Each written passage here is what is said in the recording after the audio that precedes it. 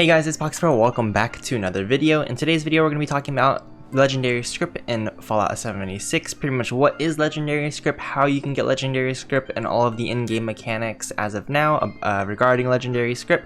And we'll go ahead and talk about legendary items as it's kind of associated with legendary scrip, and also like legendary modules and the Purveyor and all that sort of thing. So first things first, I want to go ahead and establish all of the hard caps for legendary scrip and pretty much what is legendary scrip. So there's pretty much three main currencies in Fallout 76. There's caps, there's gold bullion, and then there's legendary scrip. And so legendary scrip is pretty much a currency that is used to exchange for legendary items or legendary modules, that sort of thing. And there is a vendor, a specific vendor in the ash heap named the Purveyor, and she will pretty much sell you certain legendary items in exchange for legendary scrip, but I'll show that in the video a little bit later.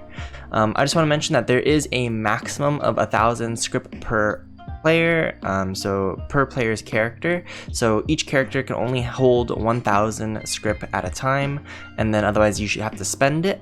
The way you can get scrip is by essentially selling or exchanging legendary weapons that you don't want at a machine called the Legendary Exchange, which is pretty much this machine right here, Legendary Exchange. And these legendary exchanges are going to be at all of the train stations. So there's like the Pleasant Valley station. You can kind of look at these tracks and you can see there's a Charleston station down here. There's another station up here. They're very frequent around the map, and all of these will have legendary exchange stations where you can give up your unwanted legendary gear. And there's also going to be the Rusty Pick itself. This is where the Purveyor lies. She will also have a legendary exchange in the building, and this is pretty much where the vendor is. So I'll go ahead and show you how the legendary exchange works and how the vendor works. Once in the ash heap region, this is pretty much what the Purveyor's place is going to look like. It's like a little bar, and you can kind of just go inside. Also, if you're looking for excavator power armor really quick, there's a poster here that can kind of help you out. And if you're looking for black titanium, these maps can also help you out. But otherwise, let's go ahead and head in. So now that we are inside the Rusty Pick, if you want, you can try your luck at a porta dinner. I've yet to get one of these yet. I am 106 on this character. This is my only character, but yeah, I have not been able to get a fresh pie quite yet. But yeah, so there's a stash in here, so you can take items out, put items in, you know, if you're storing legendary items in your stash. And in the back here, there's a legendary exchange. So when in the legendary exchange menu, you'll see all the legendaries in your inventory on the left, and you'll see all the legendary items in the legendary exchange. Keep in mind that the right side, you know, everything that you put into the legendary exchange will refresh after you exit the legendary exchange. You also have a limit of only gaining or exchanging 150 scrip a day, and then you can only have 1,000 scrip on you at a time. So essentially it's kind of a grind where you want to get legendary items, and then you essentially want to change them into scrip, and then you want to use them to try and re-roll into different legendary items. But like, let's say I don't want this Berserker's combat knife, I can go ahead and exchange this for 40 scrip. And so 3 stars are mostly going to be 40 scrip. 1 stars will vary depending if it's armor, between like 3 and 5, and 2 stars will be like 15 or so. It'll tell you in the value section in the middle right there, in the bottom middle, or it'll give you the little confirmation. And yeah, I don't want this walking cane, so we can go ahead and exchange that. And I don't want this armor right arm, so we can go ahead and exchange that. And you can see that after you exchange it, it goes into here, and if you made a mistake, you can always buy it back. And you can see how much remaining scrip you can gain in the day. But keep in mind, like I said, once I exit the legendary exchange, like let's say I'm like, oh, I actually wanted that knife back, you can no longer get it back. So make sure that everything is final before you exit the legendary exchange. And on the left side here, you can see how much legendary scrip I have, which is 816, and the hard cap is going to be 1,000. And if we go over here to the Purveyor herself, we can go ahead and hit trade, and it's going to be a similar menu. We'll have all of my legendary items on my left, but you cannot sell to her. It's kind of just for you to see what's in your inventory, but what you can do is buy from her. So right now you can see there's legendary modules, there's Vault Steel Scrap, there's legendary armors, and there's legendary weapons.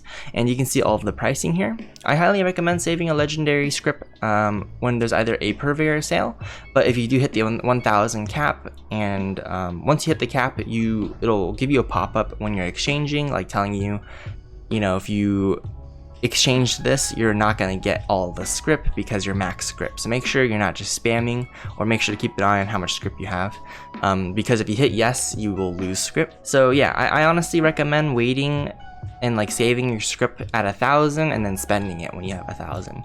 That way you're always kind of maximizing. Like if there's ever a Purveyor sale, then any of 1000 scrip, then everything is like half off, or most things are half off, and it's a really good sale. So try to save up as much as you can, but obviously you don't want to hit the max. So once you start to approach the max, or if you're at the max, you can go ahead and use it on here. And I highly recommend going for 3 stars. So if you're looking for a legendary armor, you would do 60 scrip, and it would give you a random armor piece with 3-star legendary, and it'll be 3 random effects. Same thing with the melee weapon. You would get a random melee weapon with random 3 effects, and same thing with the legendary ranged weapon. You would get 3 random legendary effects. I'll go ahead and show you on the ranged weapon. Essentially, I'm looking for heavy weapons because I'm a heavy weapon build, so this would be the one that I go for. And you can just see right here, I got an Exterminator's Broadsider, 3 stars, and the random 3 legendary effects, but overall, not very good. So then what I would do with that is then convert it back into regular scrip, and so essentially I paid 100 for this and I get 40 back. And there you go.